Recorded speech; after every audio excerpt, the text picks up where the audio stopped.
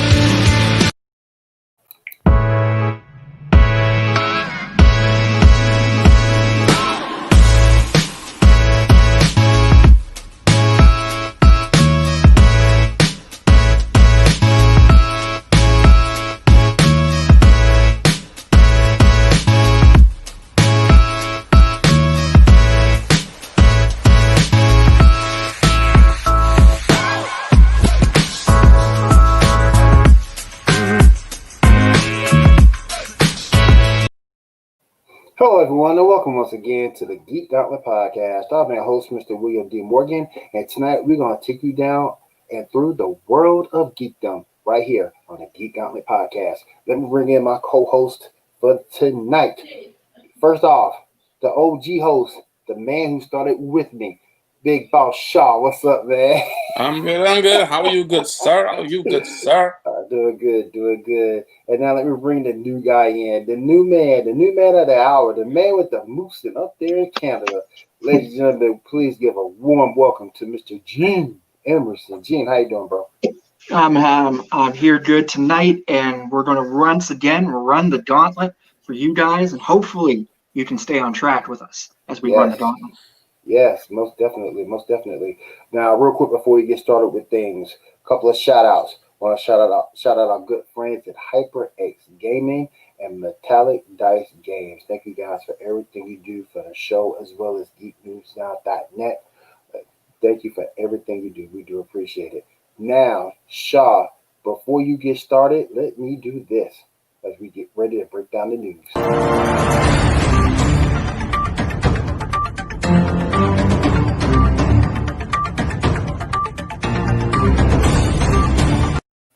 Shaw, you are the driver of the news, event, and everything in between train.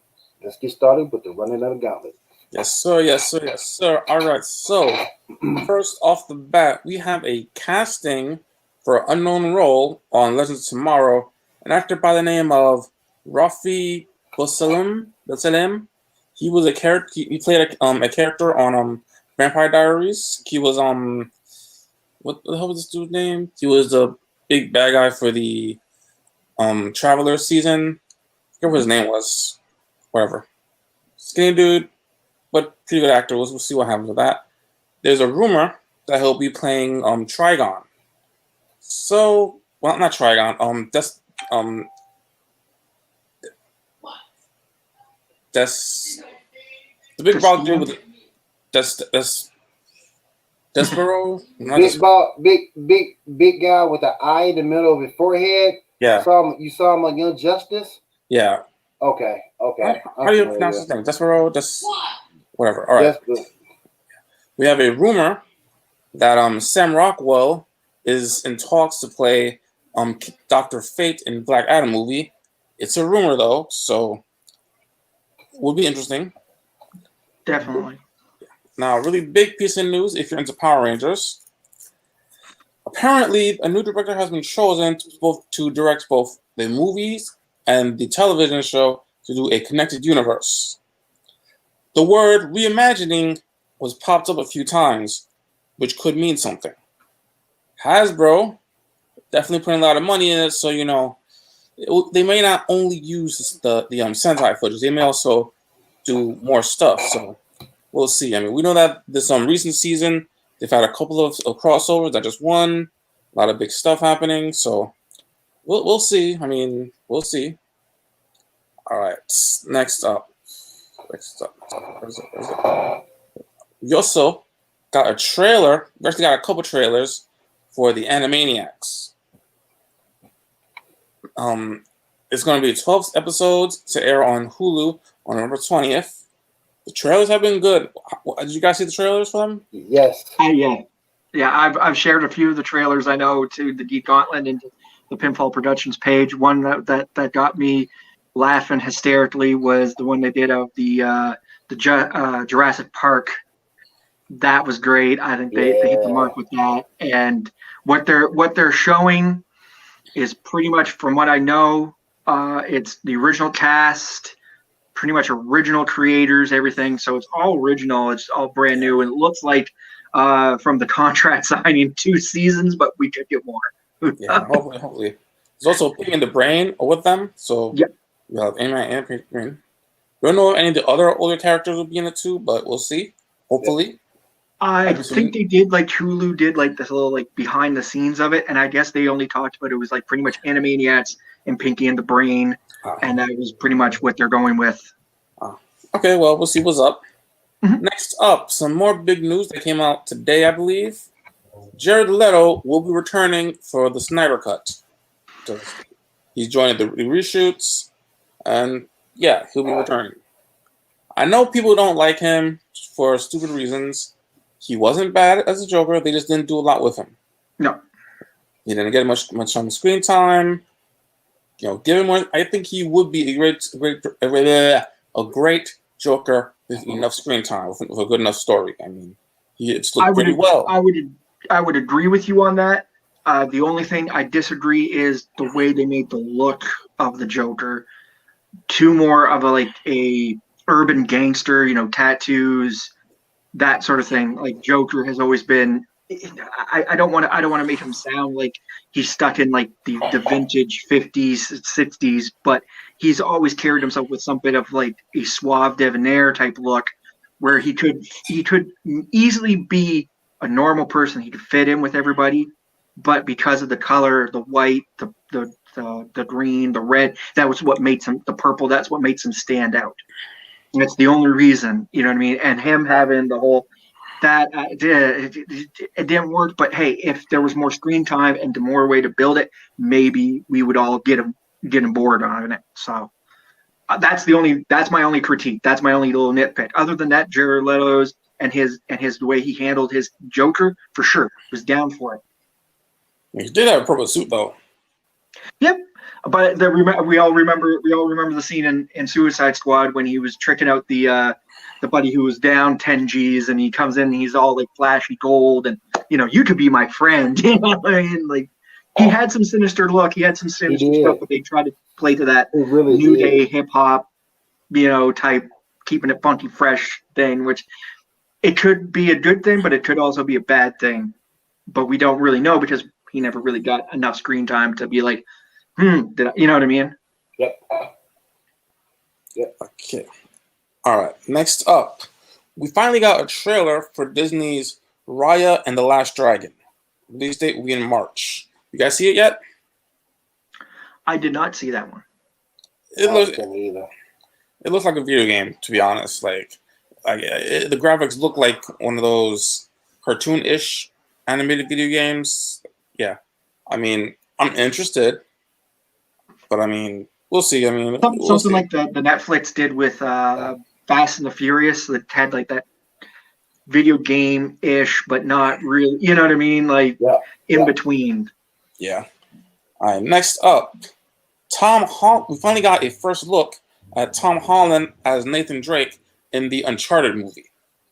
You guys interested in that? I would definitely be down for it.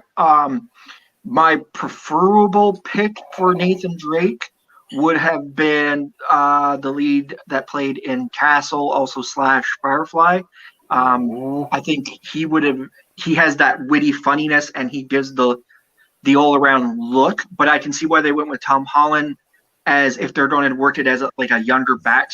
If they were going to go with a younger backstory, playing first a little bit. I think later on, as he gets older, I would probably hire him as the older Nathan Drake, you know, to work it in. Mm-hmm. But definitely looks good. he looks like Nathan Drake.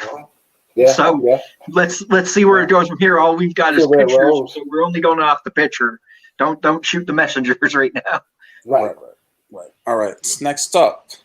Now we all have that story about Tom Holland and Andrew Garfield, who may or may not be signing for Spider-Man 3. I have a source that says that the issue is that Tom doesn't want more money, he wants more screen time outside of the suit.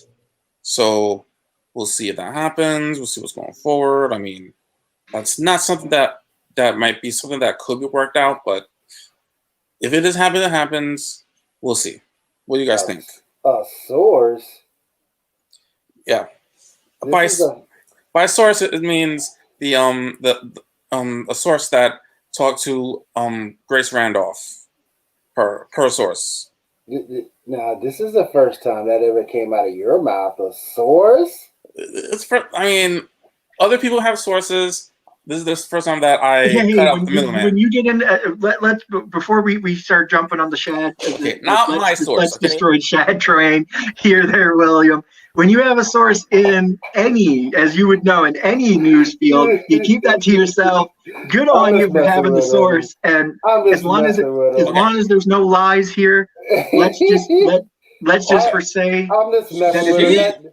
I'm just messing with him. That's the first time he ever said that in the 2.5 years, almost 2.5 years I've been working with him. That's the first time he ever said source to me at all.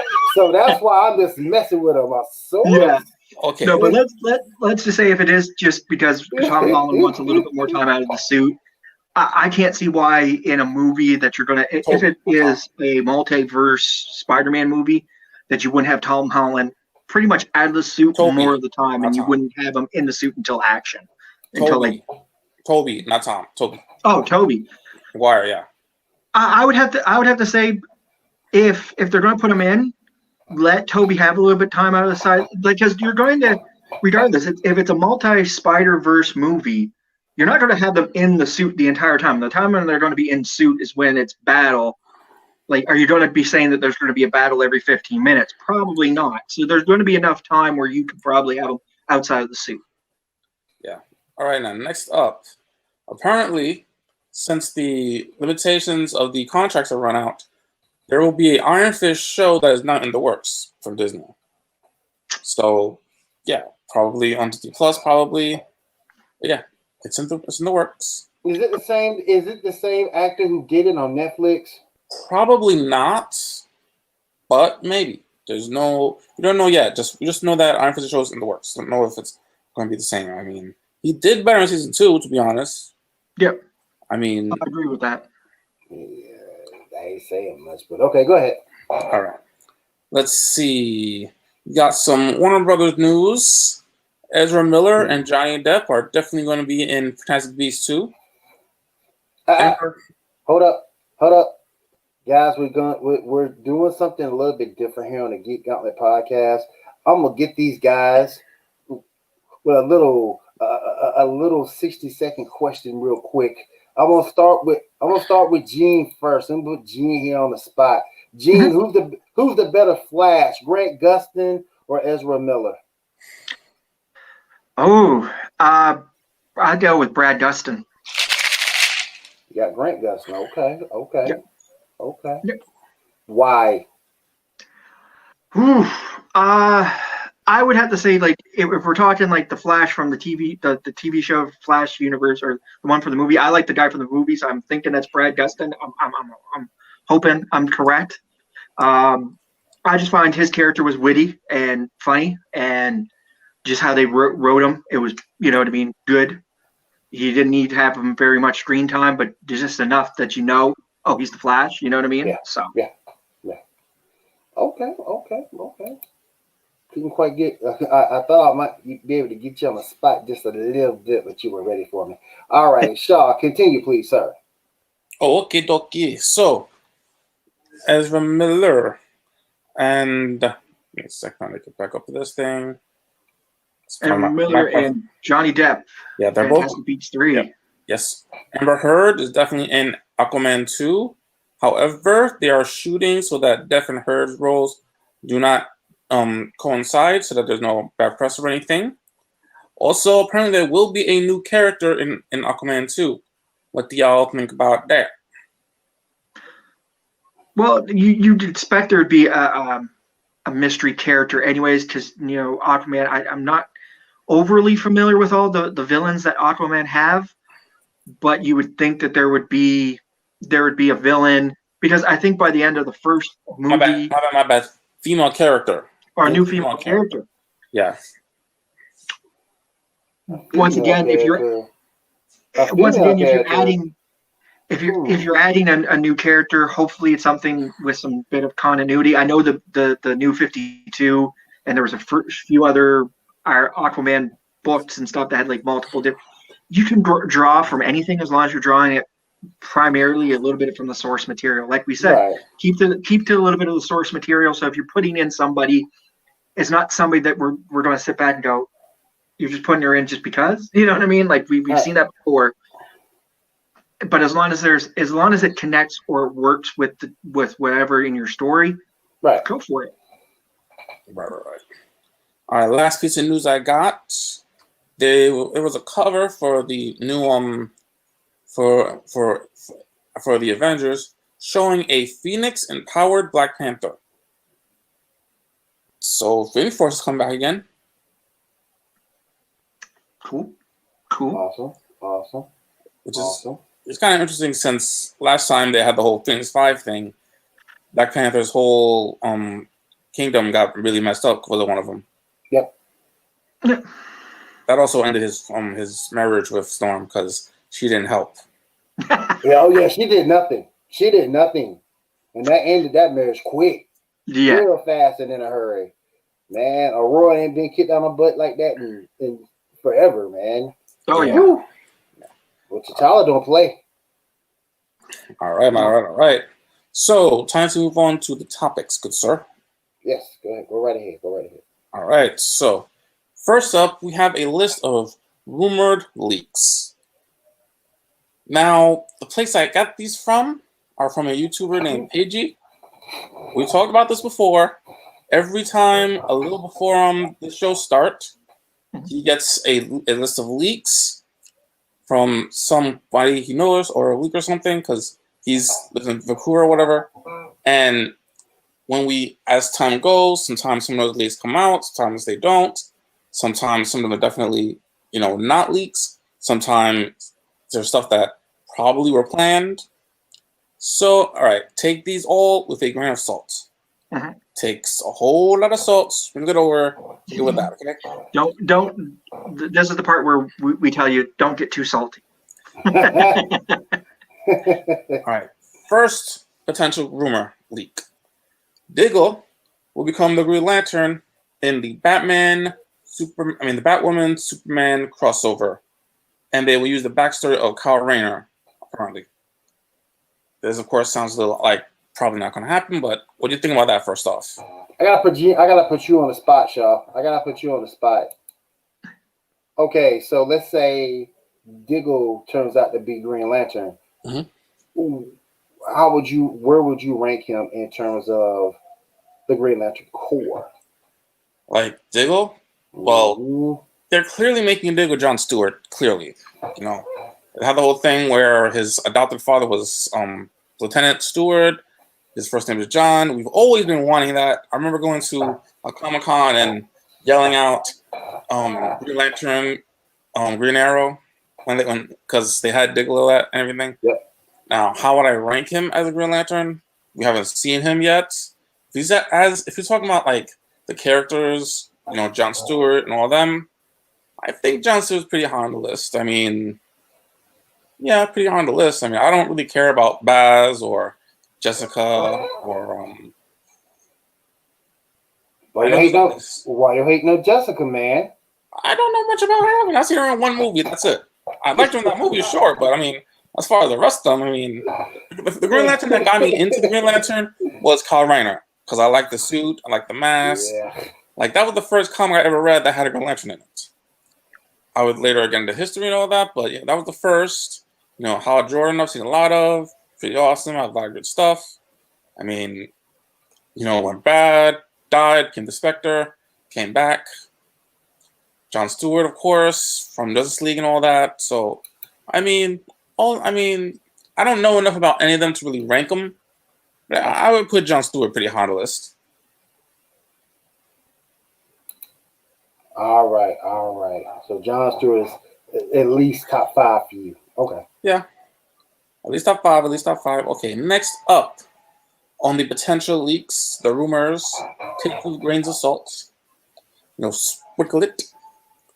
Godspeed will be the big bad, but not the big bad, and it won't be the same guy as from the Nora episode. Yeah, Right. It won't be that same guy. Right. They're also going to. Go ahead. Right. Yeah, I'm good. Okay, they're also going to introduce a new bad guy, probably just a henchman type of Chillblaine, an older character. Apparently, he was a Captain Cold type. We'll see. We'll also see the Reverse Flash and others, Mirror Master, whatever.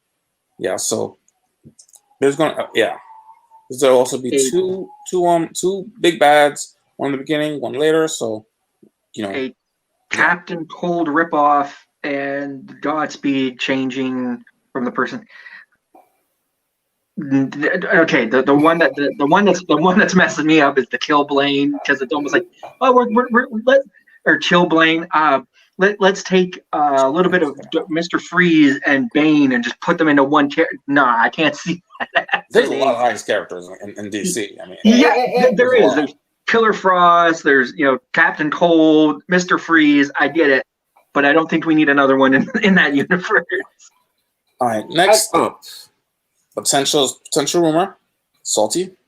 Mm-hmm. Despero will be the big bad for Legends of Tomorrow, and the Thanagarian War will play a role. That sounds semi-solid. I would have to say that if you're looking at the way things are going, that sounds sort of solid. Especially how Leader Tomorrow, they're trying to take all these universes and cram them into one multiverse, and where you're already getting Supergirl leaving that universe. You're going to need to fill in. So how are you going to do it? That would probably work the way you'd want it to work. And the way we've been talking is, having a big bad, and then that opens you up to, the new Superman show and continuing on. So I feel that would be more, wouldn't put my finger on it 100%, but that would be, if I'm looking at it from a writer's perspective, that's probably where I'd be going, if anything. Speaking of Supergirl, apparently the Fatal Five will be the big bad for the season. She will go to the future. They're going to use the story of the What's So Funny About Truth, Justice, the American Way. So basically the story from Superman vs. the Elite. Mm-hmm. Yeah, and Supergirl will probably end up with Mon-El, likely. It would be cool to see the Fatal Five, but we'll see. They didn't really do the Elite that well, so we'll see. Yeah. Also, John Cryer is in talks to play a role to be in Superman and Lois. They already have a Lex Luthor kind of, so we'll see what happens with that. Once some Supergirl is over, then they're talking about that happening. Mm-hmm. Let's see. Ruby Rose will appear in at least one episode of Batwoman, and they will also have the real Bruce Wayne apparently at some point, at least to appear. Maybe say exactly why he left and all that. At least they do some explanation, hopefully. Yes. They're talking about like I said before about that Batgirl show, it's the writers gotta step their game up. Really, honestly, they truly do. It doesn't matter if you change the lead, if the writing is the same, it doesn't matter. No. This might be one season, 2 seasons, and done.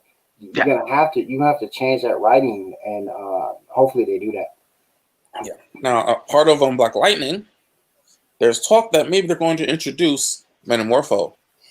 So maybe we're going to see the Outsiders. Maybe that would be good to start like I said, if you're going to start connecting those universes, you got to start putting in those key players, those key roles in, and especially we already know that Black Lightning's part of that universe, part of that Arrowverse. So Mm-hmm.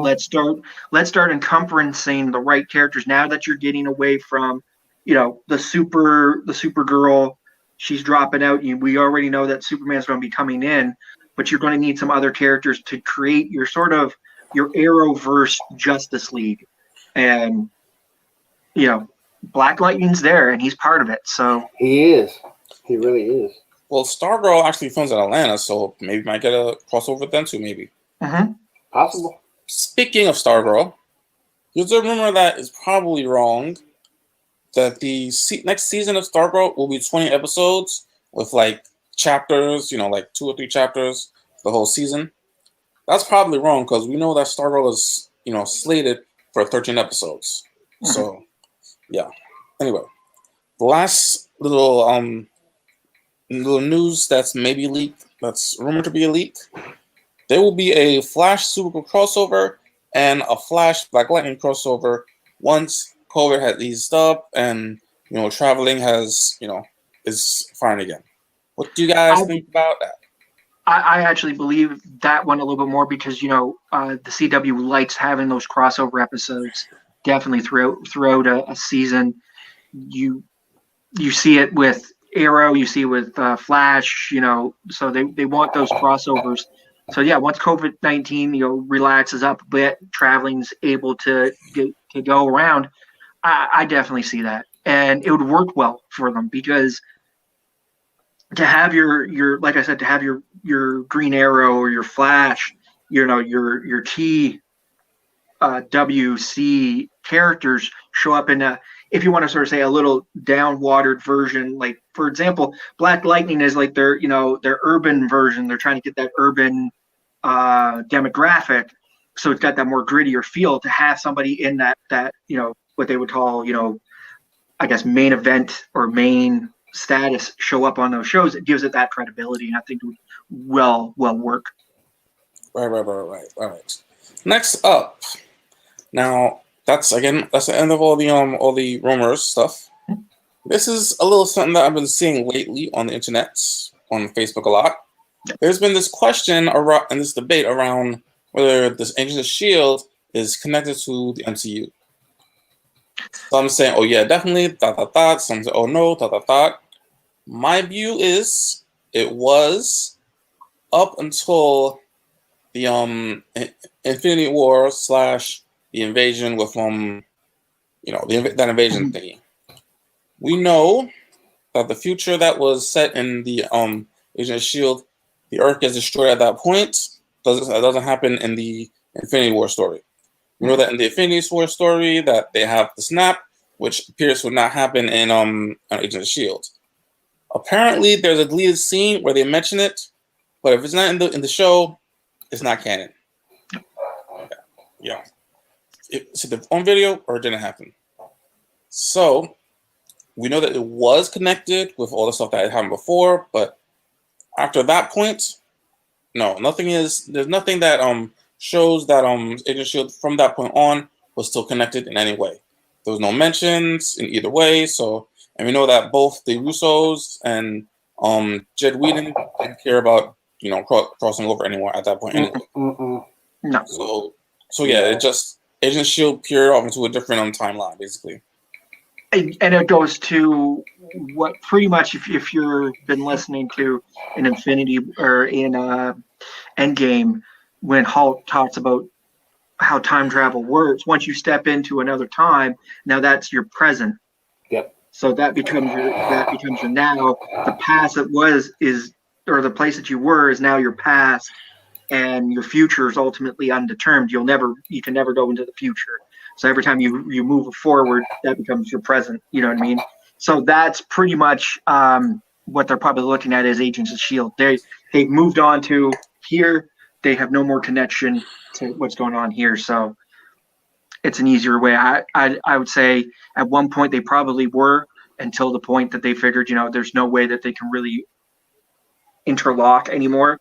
So they just, okay, we're just going to say that universe is destroyed. We moved here. Boom. It all works out.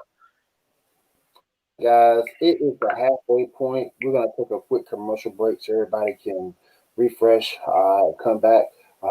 Let's go ahead and take a quick commercial break, and we will be right back after this.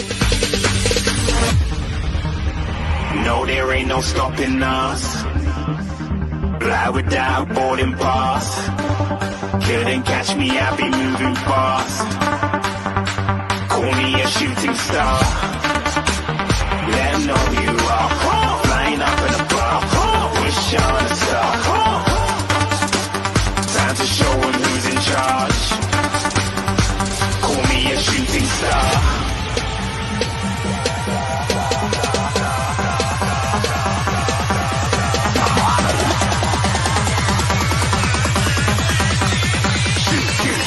Didn't even get to cross.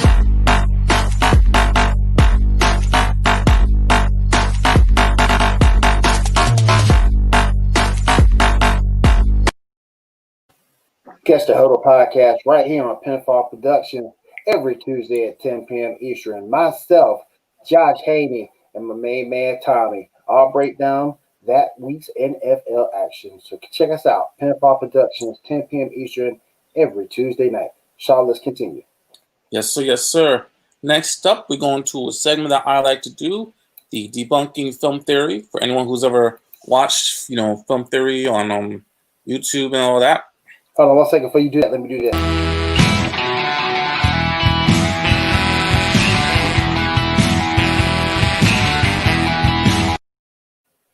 All right, go ahead, sir. Okie dokie. So this one is a much simpler one. So he made a video specifically about how Superman in the Justice League movie ends up destroying the Earth because of his race with the Flash. Okay, first off, the science behind how him running at the speed of light would create black holes, not so sure about that, but let's just act like it does. I'm not sure about that either. Yeah. I don't think so. Yeah. Scientifically, no. Yeah, I mean, yeah. Okay. Now, there's two reasons why that doesn't work. Reason one, aerodynamics. Yes. In that shot at the end of the movie, it's not that they're both running. Flash is running, Superman is flying. Flying, yeah. And the aerodynamics of him going this way means that the air is going, up and down. There's less. It's like perpendicular. It's like flying like normal flight. You have drag and you have lift, and you know what I mean. Yeah. The whole reason why he says that it will cross that because of aerodynamics, because running at super speed at that you have the air stuff, but he's not running, he's flying, and because that. The second one, he says that the Flash wouldn't cause those black holes because the Flash has a speed force, which would change the physics around him. Superman actually has something similar. He has the super aura, which is a lesser known power that is canon everywhere. The super aura is basically what allows it that whenever he's shot or in fire, that's what allows that his suit is still intact. Yep. He can expand it around things. That's how he can catch a plane the way he does and it not snap. That's how he can carry a person to fly with them, and they fly the way they do. It's in canon in the comics, in the movies, everywhere. Yep. And by how things happen in Justice League and Man of Steel, it's definitely there. So, yeah. Two reasons why that wouldn't actually work. Yeah. What you guys... Yeah. Debunked. Just even the science alone, without the speed force, without the aura, it just don't play in, because we already know that if that was the case, then every time Flash ran in any during the Justice League, all of a sudden the Earth should be pulled into a black hole. Yeah, it don't happen. When Superman's there, when he punches somebody, he should be creating black holes in his punch. It doesn't happen. So let's, you know what I mean? Yeah. Oh yeah. Don't grasp at straws. Yeah. He also actually has been able to tap into the Speed Force once in a while. Mhm. It's rare, but there are times when that happens. Anyway, Yep. Next up, a question has arisen. Should Black Widow go to streaming or should they wait for theaters to reopen? What you guys think about that? I'll let you take Myself- that one, Gene. I'll let you take that one first. Myself personally, on a personal level, I would hope it would wait so that we can see it in theaters. But I get fans and people right now, they really want it. It's already been shot, done, you know what I mean? It's ready to go. If you give it to the people now, yes, it's going to feed their need. But the problem is we're all going to be like, a few months later going, why didn't they wait? Because look what and I hate to say this, but Mulan was built to be this really big dynamic Disney movie, and then when it went to streaming, look at it right now. Nobody really cares. They haven't made their money back. It's not good. That's kind of more because the movie itself was bad. Yeah, but I'm just saying in a whole, I think they were expecting that there was going to be at least a baseline that they would be able to make back in the box office. Because most movies, even when a movie tanks, they're still making probably double of what they put into it. Yep. So at this point, they're not getting that with streaming. It didn't, like, don't get me wrong, everybody and their dog was like, oh, it's Mulan, we got to go see it. And then it turned out bad. And then everybody's giving it, the bad review. But the thing is, if we had seen that in theaters, that means more butts and seats. That means more people are buying popcorn. It means people are buying more concessions. It just draws people in, and there's money made all the way around, regardless of it being a good or bad movie. I think the fact that everything was set around the premium price that you would charge for it. Can you charge it at a premium price to get people to want to see it and get enough to cover what that movie budget was? And that's the big question. Yeah, you kind of want the theaters to be the thing, but right now, movie theaters aren't the safest place in the world.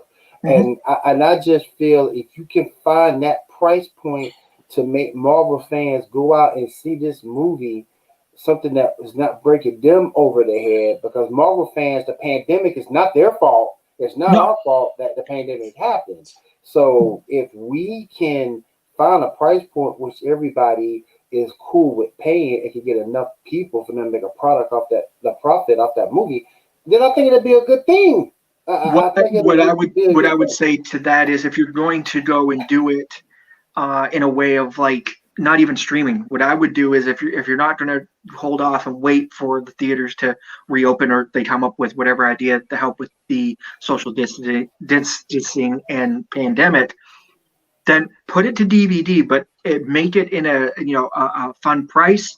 Make it to where you make a collector edition stuff, so that you're at least going to be making back your profit. Right. Which you put in, you want to put back in. Right. So, like, for example, you can have your standard DVD at like $20. You get your Blu-ray maybe at like $22, whatever, and then you get an elite version, 4K Ultra, let's say at $50. But when you're giving them something extra with that, like a special case, special comic sign, something like that, so that at least the fan wants to go out and buy that $50 one, because that's the markup value. That's the best one because I'm getting this, and this. You know what I mean? Right. And that's what I'm saying. You have to either incentivize with something like that, or you have to make sure that it's at a good price to get enough people to go out to make up it, so they can make a profit off that movie. And I believe that's something that can be done, because unlike Mulan, this movie has been held off for so long. Yeah. It's generated the buzz. It's generated the interest of people. And I just think that if you charge $29, $39, whatever the case may be, a good night at the movie is gonna run you about $100 anyway. By the time you take your family, by the time you get through concessions, you're looking at $100 anyway. So if you can find that price point to where it won't beat people over the head, I think the movie can do really, really well streaming, and it might even help them, maybe Disney Plus, to jump off with another platform in terms of streaming that live content. Well, even too, why not even go the stream? Like, I hate to say this, but the streaming route is great and all because it's access to everybody as long as they pay their Disney Plus at the $19.99 or the $9.99 or whatever a month. Why not just put it straight to DVD, Blu-ray, 4K Ultra, whatever, and go that route and give the little extra, because then that way you're going to want to have to go out if after so many sales, after so many in-store sales, then put it a part of your streaming library, make it a big event. Make it like, okay, we've reached, say 10 million sales or 10 million copies sold of Black Widow. Now we'll put it to streaming and do it that way, because then people who went out and bought it, it's made it worth something for them. And those who haven't and then hold it off to watch it come to streaming, they're they're getting that. It'd be better, and then everybody's making a buck. At least then that way, Marvel's made back their. I hate to say this, but I hate to sound like the side of the big bad corporation, but they've at least made back their money that they put in. They've got that back. And I'm not trying to harp on people who stream, because honestly, it's a great service and it's a great thing. I stream. Everybody streams nowadays, but at least this way, it gets the people out. Go to the store, buy the movie. They want to buy it because it's a movie that they really, really, really want. This whole COVID pandemic could really be a boom for the movie industry if used correctly. And everybody's like, oh, gotta go straight to streaming, That can be a hindrance sometimes, especially even for any event, even big entailed rap events and stuff, like, oh, gotta go straight to streaming. No, sell it. Sell it to the point. Like, you're making it feel like it is a big night at the movies, but only it's now coming to your home. The reason why people still have DVD, everybody's got an Xbox or a DVD player, something that will play Blu-ray / DVDs. Everybody's got something nowadays. So, make it a big event and make it feel like you're making people come to your home, a reason why they want to buy this, right? Good point. That's a good point. That's a very good point. Because right now there's so much out there competing on the streaming market for everyone's streaming dollars. Personally, to me, and I'll name some people out. Funimation.com. Those guys let you do it on a yearly basis. I understand Hulu lets you do it on a yearly basis. So if you have a yearly tier, that definitely does help. All right, guys, let's go ahead and get another commercial before we finish up for the night. You're listening to the Geek Gauntlet podcast. We'll be right back.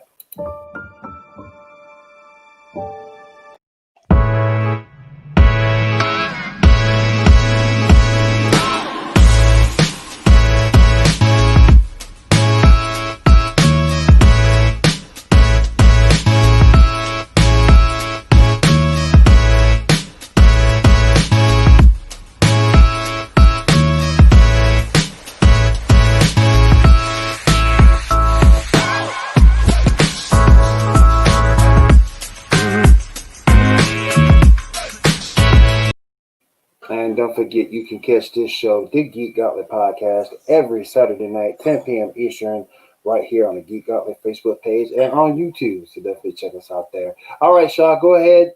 What's next on the docket? Well, there's a piece of news that I forgot to add. Apparently, Ryan Reynolds is definitely up for playing Green Lantern in the Snyder Cut. There's talks happening. He wants to do it. They want to do it. The only hurdle is his busy schedule. So, if they can fit the time, it'll happen. It'll probably be a cameo, but we'll see. What do you guys think? I'm putting Gene on the spot. Gene, I would have to say, should he be doing it? Yep. I would have to say for this, especially for this with Ryan Reynolds, it could be a good thing because it would put that. I'm hoping that would put that Green Lantern bad juju to rest. I think that's what they would probably put it to, and also it would tie in to the Justice League anyways, where we had the Green Lanterns there, and everybody was expecting somebody from known lore to show up, so it'd be perfect. All right, let's go ahead and bring everyone back here on the screen. Shaw, what we got next up, my friend? All right, my friends. Next up. Did you guys read the Civil War story? Yes. the actual comic book, not the movie. Yes, Yeah. yes, I've read the actual. Yes. Yeah. All right. Mm-hmm. So I've heard every now and then people arguing about why Captain America chose the anti-side and why Iron Man chose the pro side. Reevaluating it, there's a reason why both chose their sides. Mhm. Because neither one of them actually chose their sides. Neither one of them wanted to be on the sides they were. Yep. Iron Man saw things from a wider perspective. Mm-hmm. This is what he had to do. Plus, he wanted to protect everyone by him being in charge of that means him being in charge of chasing them, getting them means he could try to, minimize the damage. That's Yep. why he kept trying to offer them leave. Kept offering them what you call it? Like anonymity and amnesty. Yes, he kept offering that. Like he was actually not all into it. There's certain stupid things he did, sure. I mean, going after Spider-Man when it didn't really make sense. Nope, that was dumb. So there's some bad shit he did do, but he didn't. He wasn't on the side of the registration side. As for See, go ahead. and here's the thing. Here's what we're getting at. Iron Man was why he wanted to be so pro to the whole registration was. Remember, the anticipus was the incident of the school, the kids dying, and both Iron Man and Captain America couldn't save everybody. And Iron Man, blamed Cap, and Cap blamed Iron Man. Because Iron Man came up with the idea, well, we need a registration. We need to be held accountable. Where Cap was like, I agree on some of the things, but I don't agree who you want to keep us held accountable to, which was government and officials that don't know, that are not superheroes, that don't have super abilities. You know what I mean? So there's going to be collateral damage. It's going to happen. This is, the way Rogers looked at it, it's still war. War is war. There's going to be collateral damage. We looked at World War I and World War II. If we're talking about that just in that general context, collateral damage happened all the time. Do we hold those people that did that accountable? You could hold both sides accountable, really. Really could. But we'd be there for days. So that's what sort of Rogers was sort of pointing at. And you could see where Tony wanted the suit of armor around the world, and Cap wanted it more like, hey, it's freedom, justice, American way. We prosper where we need to, and when things happen, even though there's something bad that happens, we're also going to be there to build up and build new schools and build new roads and yada yada yada. So both sides had their faults, and both sides had their pros and cons. Right, back to what I was saying. As far as Cap was concerned, he didn't choose a side. He didn't want to choose a side. He was totally willing to stay out of it completely. It wasn't until Maria tried to force him and tried to come at him, and it was he wasn't even against the registration itself. It was against the overreach that was happening. The hunting people down for no reason, the throwing them in jail, taking liberties. Things that actually have nothing to do with the registration side, just the overreach. So neither one of them were actually for or pro their sides. I'm also not saying that Captain America didn't do anything bad. I mean, he beat the shit out of Punisher for no reason. He was he didn't stop to try to talk or anything, and a lot of times So I mean, I'm not saying that either one of them didn't have faults, but I'm saying initially neither one of them wanted to be on their side. They were forced to be on the side that they were in. Right. So what do you guys think about that? And what I was going to say is it sort of plays into the movie as well. If you look at the movie, it's sort of in a similar context. They were both forced into their side. They don't want to be on that side, and that's prevalent all the way up until even Endgame, where they're both trying to basically butt heads, and then it's like, hey, let bygones be bygones, because at this point, if we keep at this, it's only damaging the both of us. It's not helping us. You know what I mean? It's hindering, really. And so, and that's, I think, feel how Doctor Strange said, there was only one universe that would work. There was only one option. And I think that was the option, was seeing Captain and Iron Man get back together. Yep. That was the only way that was going to work. Yep. Yeah. So ultimately, and it's even in, the comic book as well, until they got back together, everything was chaotic. Until everything got settled. it was chaos, and that's why you have it. That's why it's called Civil War. Right. All right. Next topic. Actually, the last topic we got. So, of course, we've seen the whole Supercorp stuff online. A lot of people are into that. Something that occurred to me recently. Do you really want that to happen? Because Lena was kind of really abusive to Kara last season. I mean, like physically, emotionally, like she manipulated her. She put her in bad situations. She captured her in a thing with kryptonite. So I mean, do you really want her to be together? Because she was kind of, you know what I mean? That's a good point. That's a good point because it's like when everything's going her way, she's fine. But the minute she comes through any type of adversity or whatnot that takes her off her beaten path, she's got issues. And if you just happen to be in her way when that happens, it's not going to be good for you. I've never been a fan of shipping Carl with anyone because when you look at it at the end of the day, she's a hero, and Supergirl should be about her developing as a hero. That's what we want to see. We don't want to see her as Kara Danvers develop. We want to see her as Supergirl develop. Now, if you want to throw a little Kara Danvers in there, that's okay. But we want to see Supergirl develop as a hero to the utmost as a hero. And shipping with anyone, I don't care who it is. It could be Monel, and everyone knows I hate Monel. I've always hated Monel. I mean, he's Superman until he gets around a pencil. Then his whole demeanor just freaking changes. But I just think that shipping Supergirl shouldn't be a priority of the show or in the comics. It should be about growing her as a hero and watch her progress as a hero. And that also plays into the character itself. Like Peter, look at the idea of Clark Kent to Superman. You can't. It's Superman by Superman developing makes Clark Kent a better human, right? Because you got to look at it. You got to look at it as Superman's the real character. Clark Kent is just the fake facade. Oh yeah. So basically, the way you do it is if you're doing development, comic book, TV show, whatever, as long as Supergirl's developing, then Carol Danvers, the character, develops. She gains the confidence instead of being less klutzy. You know what I mean? And that's sort of prevalent with Superman. Right. If you paid attention, the old Christopher Reeves Superman.